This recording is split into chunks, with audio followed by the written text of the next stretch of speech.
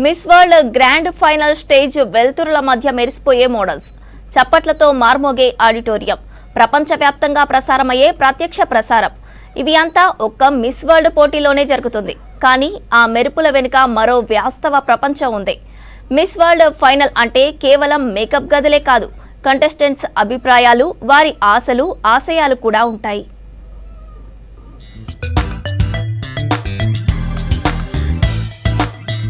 Contestants ఒక్కొక్కరుగా main stage పైకి వెళ్లే ముందు అక్కడ భిన్న సంస్కృతుల నుంచి వచ్చిన మహిళలు ఒకరికొకరు మద్దతుగా నిలుస్తారు.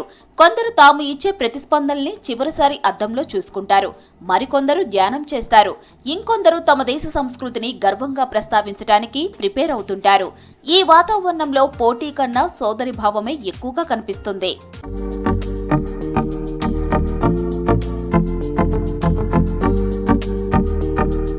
అయితే ఈ మిస్ వరల్డ్ పోటీలంటే అందరికీ కనిపించేది, ఊహించేది అందం ఒక్కటే. బ్యూటిఫుల్ గా ఉంటే మిస్ వరల్డ్ అయిపోతుంటారని అనుకుంటారు. కానీ అది వాస్తవం కాదు.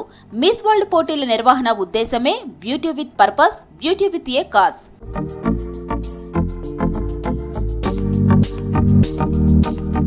ఇక ఫెమినిజం అంటే మహిళలకు సమాన అవకాశాలు, స్వాతంత్రం, సొంత నిర్ణయాలు తీసుకునే హక్కు కలిగి ఉంటాం.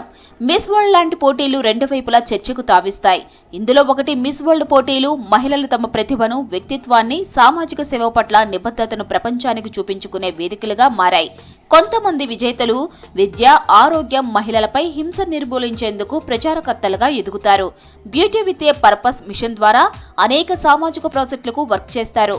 మరొక వాదన శరీరాకృతినే మెయిన్ గా చూపించే పోటీలంటూ ఇది మహిళలను కించపరిచేలా ఉన్నాయనే వాళ్లు ఉన్నారు.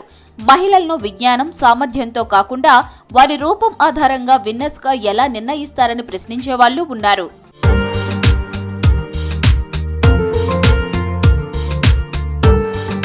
విశ్వసుందరి పోటీలు మహిళా సాధికారత కోసమని గతంలోనే ప్రకటించింది మిస్ వరల్డ్ సంస్థ. అయితే ఇది పోటీలో పాల్గొన్న వ్యక్తులపై ఆధారపడి ఉంటుందన్నారు. కొందరు ఈ వేదికను తాము ఎదుర్కొన్న సవాలును ప్రపంచానికి చెప్పడానికి ఉపయోగిస్తారు. మరికొందరు బ్రాండ్ ప్రమోషన్లు చేస్తుంటారు.